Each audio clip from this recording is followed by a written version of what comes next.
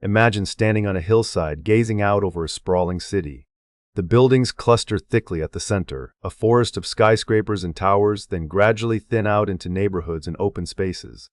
Now picture zooming in on a satellite image of Earth, noticing how rivers branch, the jagged edges of coastlines, or the clustered dots of lights marking towns and cities.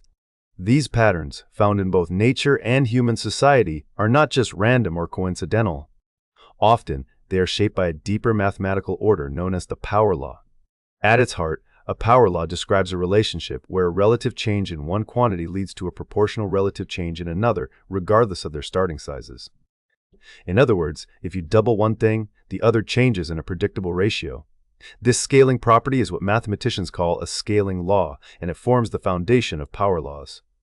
Mathematically, power law relationships are often written as y equals k times x to the power of minus alpha, or y equals kx to the power of negative alpha. The constant k and exponent alpha shape the curve, but the real significance lies in how this equation behaves across different scales. Unlike many familiar patterns, such as the bell-shaped curve of a normal distribution, power laws are marked by what is often called a long tail. In a normal distribution, most values cluster tightly around an average. Think of human heights or test scores, where extremes are rare and the majority are near the mean. In contrast, the power law predicts that while most items are small or infrequent, a few are extremely large or common. This means that rare, outsized events are not just possible, they are actually an expected part of the system. This long tail is more than a mathematical curiosity. It is a practical lens for understanding the world. In nature, power laws appear in the size and frequency of craters on the moon, the intensity of solar flares, the distribution of cloud sizes, the foraging patterns of animals, and even the bursts of activity in our brains known as neuronal avalanches. The same pattern emerges in human systems: the frequency of words in any language, the popularity of family names, the number of species in a region, the duration of power outages, the scale of volcanic eruptions, and the judgments people make about numbers or probabilities.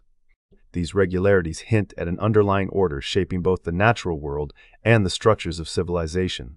Consider city sizes. A handful of massive metropolitan areas like Tokyo, New York, or London dominate the landscape, while countless smaller towns and villages make up the rest. The same pattern holds for wealth, where a small fraction of people control a large portion of resources, and for companies, where a few firms command most of the market share, while many others remain small. This observation is closely tied to the Pareto principle, often summarized as the 80-20 rule, which states that roughly 80% of outcomes come from 20% of causes. The logic behind this rule is rooted in the mathematics of power laws. What makes power laws so distinctive? One key property is their scale and variance. If you zoom in or out on a process governed by a power law, the pattern looks remarkably similar at every scale. This self-similarity is not just a visual trick, it appears in the mathematics as well. For example, the relationship between the area of a square and the length of its sides, or the volume of a cube and its edge length, are both power laws, simple geometric examples. In more complex systems, the dimensions can become fractional, as seen in fractals or the branching of trees and rivers. These patterns, repeating again and again at different scales, reveal the hidden regularity that power laws bring to seemingly chaotic systems. Power laws also help explain why extreme events, earthquakes, floods, financial crashes, or viral internet phenomena are not as rare as we might expect. In systems that follow a normal distribution, the odds of encountering a true outlier drop off rapidly. An exceptionally tall person or a 100-year flood is genuinely extraordinary. In power law systems, however, the tail is heavy. Extreme events are not just possible, but inevitable. This distinction is crucial in fields like finance, risk management, and disaster planning, where underestimating the likelihood of rare but impactful events can have dire consequences. The differences between power law and normal distributions are more than academic. Normal, or Gaussian, distributions are intuitive and predictable. Most data points cluster near the mean, and the chances of drifting far from average are slim. This makes them useful for modeling phenomena like intelligence quotient scores or measurement errors, situations where extremes are rare and the system is well behaved. But complex, interdependent systems, such as economies, ecosystems, or social networks, often defy these tidy expectations. Here, power laws dominate, and the distribution of outcomes is much more unpredictable, with winner-take-most dynamics and a proliferation of outliers. This dynamic is especially pronounced in networks, whether social networks, the internet, or networks of cities and trade. In these webs of connection, a small number of nodes, websites, people, or urban centers accumulate far more links or resources than the rest. This phenomenon, sometimes called preferential attachment, can lead to a few highly connected hubs and a multitude of less connected nodes. The result is a network with a power law degree distribution, where the odds of finding a superconnected node are much higher than one might expect from a normal distribution. Civilization itself, in many ways, can be viewed through the lens of power laws. The distribution of city sizes, the allocation of wealth, the frequency of technological breakthroughs, and even the connectivity of people through social media all display these heavy-tailed patterns. Venture capitalists, for example, have come to recognize the power law in their investments. A small handful of startups deliver the bulk of returns, while many others produce modest or negligible gains. This understanding shapes their strategies and expectations, highlighting the need to spot potential outliers rather than betting on averages. The pervasiveness of power laws in both natural and social systems has led some researchers to describe them as fundamental rules underlying observable phenomena. From the laws of planetary motion and gravity, as described by Kepler and Newton, to the intensity of solar flares and the distribution of earthquakes, power laws reveal deep regularities amidst apparent chaos.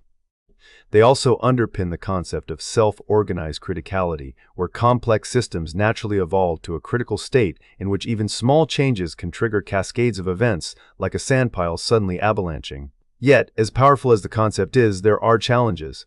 Not every heavy-tailed pattern is a true power law, and distinguishing power laws from similar distributions like the log normal can be tricky. Researchers emphasize the importance of careful modeling, especially when making predictions about risk in rare events. Nevertheless, the empirical regularity of power laws in economics, finance, entrepreneurship, and innovation remains striking, helping to explain the abundance of outliers and the unpredictability of complex systems. In the end, power laws offer a window into the hidden architecture of the world. They show us that while most things are small or ordinary, the extraordinary is never far away and often shapes the very fabric of civilization. Whether in the branching of lightning bolts, the growth of cities, or the spread of ideas, power laws remind us that the scale of things matters less than the pattern that links them all. As we move forward, understanding these patterns will be essential for navigating the unpredictable landscape of both nature and society. Picture a single cell, microscopic, self-contained, teeming with chemical reactions. Now, imagine a sprawling metropolis, millions of people moving in intricate patterns, power grids humming, ideas and goods in constant motion. At first glance, these scales seem worlds apart. Yet, a striking unity emerges beneath the surface. The hidden mathematics of power laws connects the beating heart of an individual organism to the throbbing pulse of entire civilizations, revealing a web of regularities that governs everything from metabolism to the fate of cities. The story begins with a fundamental biological truth. As creatures grow, their needs and capabilities do not scale in a simple, linear way. Researchers have found that a mouse, an elephant, and a whale all consume energy, but not in direct proportion to their mass. Instead, their metabolic rates follow a power law, rising with body size to the 3/4 power. This relationship, known as the 3/4 power law, appears repeatedly in biology, extending to how lifespans, genome lengths, and even heart rates scale with size. The roots of these patterns lie in the geometry of life itself. Living beings are built from branching networks, blood vessels, lungs, roots that efficiently deliver resources and remove waste. These networks, with their hierarchical fractal structures, set the rules for how energy flows and how complexity increases as organisms grow larger. The exponents found in these allometric scaling laws are often multiples of 1/4, a mathematical fingerprint left by nature's underlying architecture. But scaling laws are not confined to biology. When scientists turned their attention to human society, they discovered that cities, too, operate under similar constraints. Urban areas, with their tangled web of roads, bridges, and neighborhoods, follow universal rules that echo those of living systems. The number of bridges in a city, for instance, does not simply double when the population doubles. Instead, the distribution of bridges follows a power law, with a few cities boasting vast numbers of crossings, while most have far fewer. This pattern emerges from the fractal geometry of city layouts and the coordination of industrial locations, giving rise to persistent, hierarchical organization across spatial scales. The size of cities themselves, whether measured by population, economic output, or the density of human movement, shows the same kind of power law regularity. Across countries and continents, city-size distributions are well approximated by power laws. A handful of giant urban centers dwarf a long tail of smaller towns. This observation holds at different spatial scales, suggesting a deep universality in how human settlements evolve and compete. Research indicates that the spatial fractal structure of cities and the cumulative advantages that large urban centers possess underlie these patterns. As a city grows, its capacity to attract talent, resources, and innovation increases disproportionately, creating a self-reinforcing cycle that sustains the power law. Yet the mathematics of scaling reaches deeper still. Within cities, the distribution of wealth, opportunity, and social outcomes is uneven, and this inequality is not random. It is, in fact, a central engine of urban scaling effects. As cities expand, the tails of their distributions, the richest, the most connected, the most productive, grow even longer. This means that the benefits of city growth, such as higher wages or more innovation, do not spread evenly. They are amplified for certain groups, especially urban elites. The mechanism behind this is a kind of city-size dependent cumulative advantage, where those already ahead gain ever more as the city grows. The result is superlinear scaling. Socioeconomic outputs like gross domestic product or patent filings climb faster than the population itself, fueled by dense networks of interaction and the agglomeration of talent and resources. Network effects play a powerful role here, magnifying the productivity of individuals who can tap into the thick web of urban connections. Still, it would be a mistake to imagine that all urban indicators scale in the same supercharged way. Recent investigations caution that population size alone cannot predict the state or character of a city.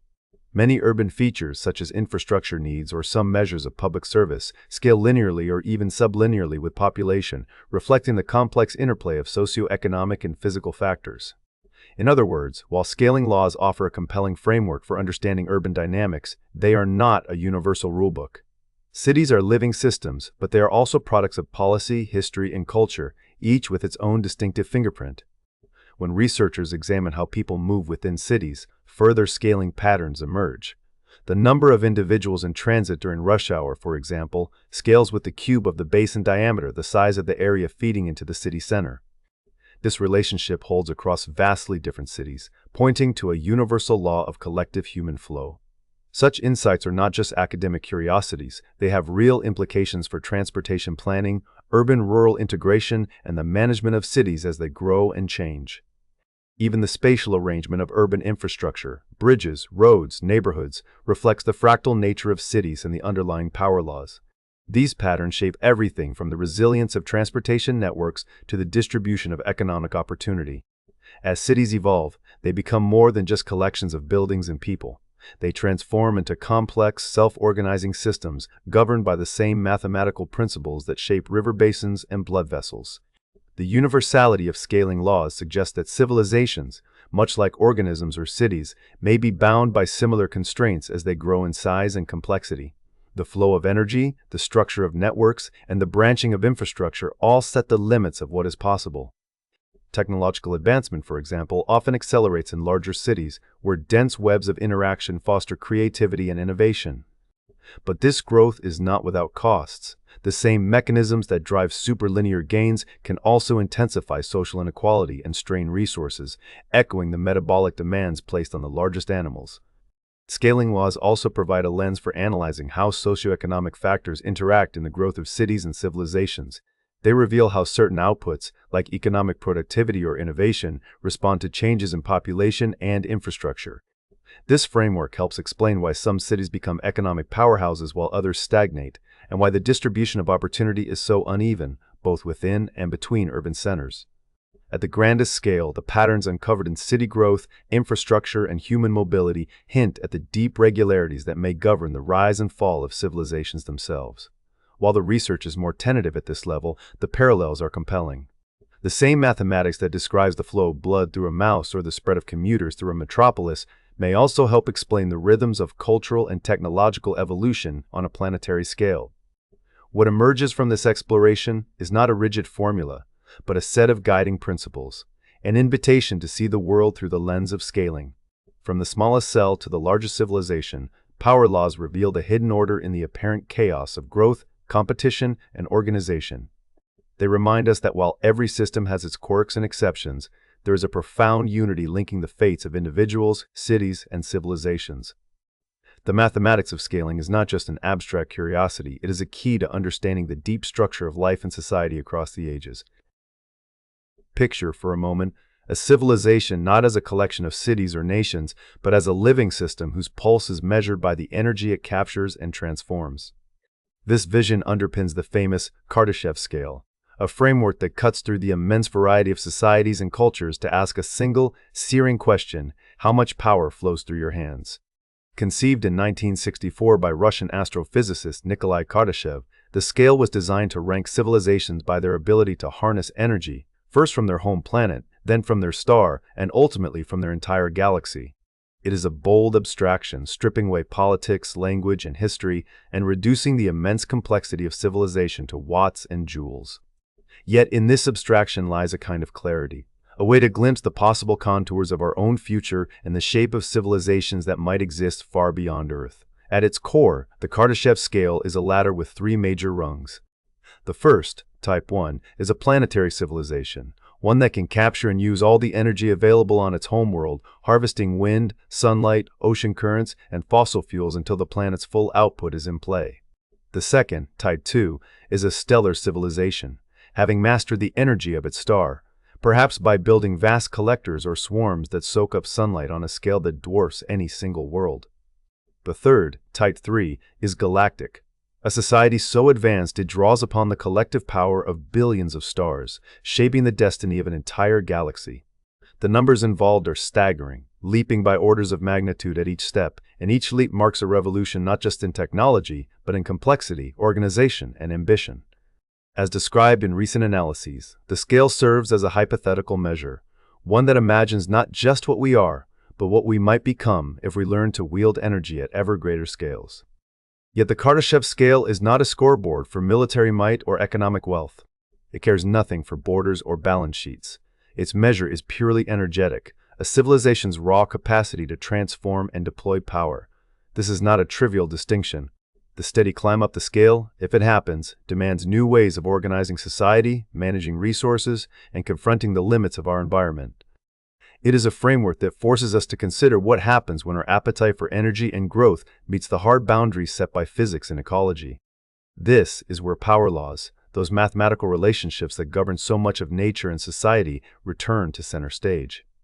Power laws offer a way to describe how certain quantities, like energy consumption or resource use, change as civilizations scale up.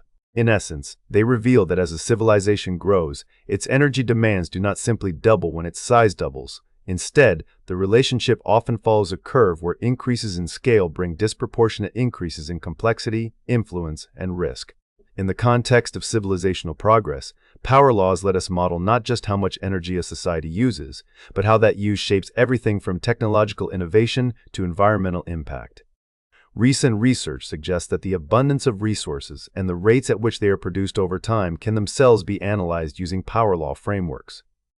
This perspective helps explain why civilizations tend to experience periods of rapid expansion, when resource discoveries or technological leaps make new energy sources available, followed by slower growth or even crisis, as the easiest resources are exhausted and diminishing returns set in.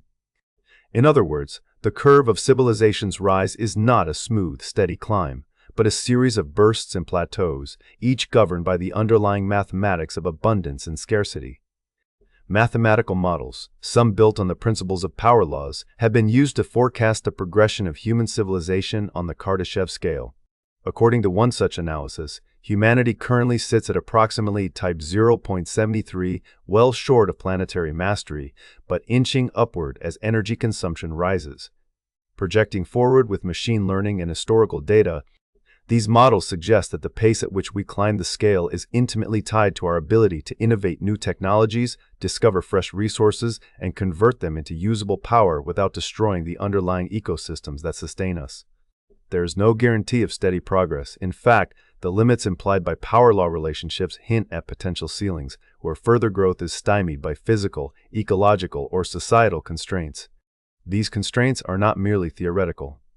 The very act of extracting and using energy on a planetary scale transforms the environment, altering climate, depleting resources, and generating pollution. The Kardashev scale, for all its focus on energy, thus becomes a lens for understanding not just progress, but also risk. How a civilization manages the transition from one energy regime to another, say, from fossil fuels to renewables or nuclear power, can determine whether it advances, stagnates, or even collapses. Scholars have argued that renewable and nuclear energy are likely to be complementary forces in this journey. The dual pursuit of clean, sustainable energy sources and the technological advances to efficiently harness them may be humanity's best hope for moving up the scale while avoiding self-destruction. In the modern era, some see hope in the accelerating advances of computing and information technology. Moore's law, which describes the historical doubling of computing power every few years, is sometimes invoked as a secret weapon in the pursuit of a sustainable civilization. As computational efficiency rises, it becomes possible to design smarter systems for energy production, distribution, and consumption, enabling us to do more with less and potentially sidestep the harshest limits imposed by traditional energy sources.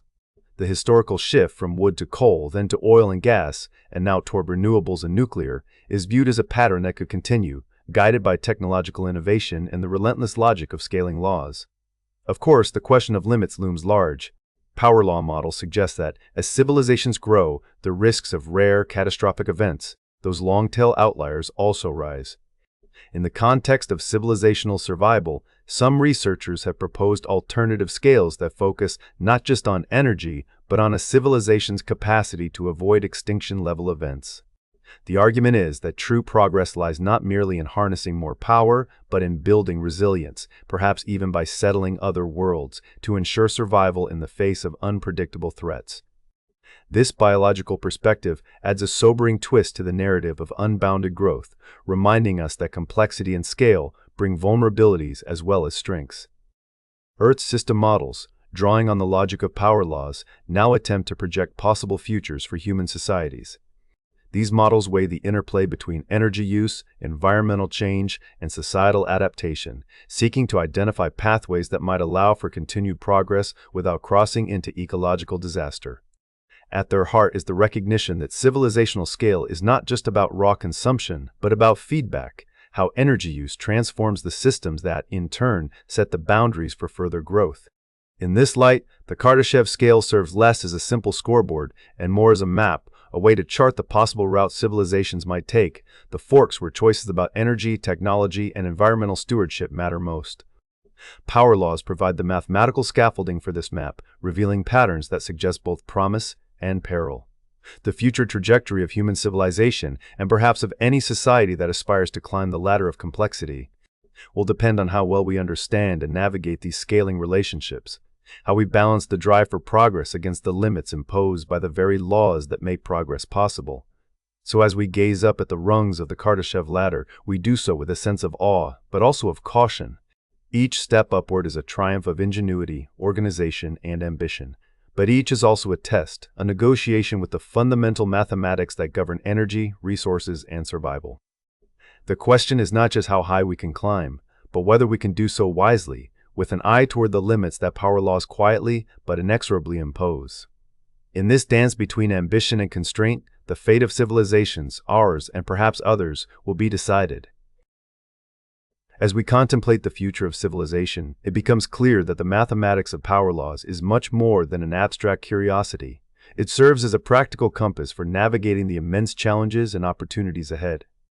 While understanding these patterns does not guarantee success, it can reveal both the limits of past strategies and the possibilities for new paths forward. This is especially evident in the ongoing revolution in technology and artificial intelligence, where the promise and peril of scaling laws has become a central concern for researchers, policymakers, and visionaries alike. In artificial intelligence, the belief that simply making things bigger using more data, more computing power, more parameters will lead to ever greater breakthroughs has shaped much of recent history. This approach, often called the scaling hypothesis, suggests that cognitive abilities in machines will continue to improve as we pour more resources into the system. For a time, this strategy delivered impressive results. Computer vision, natural language processing, and game-playing algorithms advanced rapidly, supporting the idea that scale was a key ingredient. These advances echoed earlier technological trends, such as Moore's law, which described the exponential growth of computing power over decades. Yet, as several researchers now argue, scaling laws are not magic wands, they are patterns with boundaries. The narrative of endless progress through scale is showing signs of strain. Historical examples in engineering and technology offer a cautionary lesson. Scaling up does not always lead to better outcomes. There have been moments when the physical limits of materials, energy, or coordination have forced a rethink of previous assumptions. In artificial intelligence, the rapid gains of the last decade are beginning to show diminishing returns. As models become larger and more complex, the cost and energy required to train them rise dramatically, while performance improvements start to taper off. This is not simply a technical inconvenience, it signals that the underlying power laws guiding artificial intelligence's ascent may be reaching their natural limits. Some researchers now point out that the scale is all you need. Philosophy is no longer enough to guide the field. As returns on investment and sheer size diminish, there is growing recognition that further progress will require new ideas, architectures, and perhaps a fundamental rethinking of what intelligence actually is. The debate over whether scaling can deliver artificial general intelligence machines with the flexibility and adaptability of human minds remains unresolved. What is clear, however, is that the future of artificial intelligence will not be written solely in the language of bigger and faster.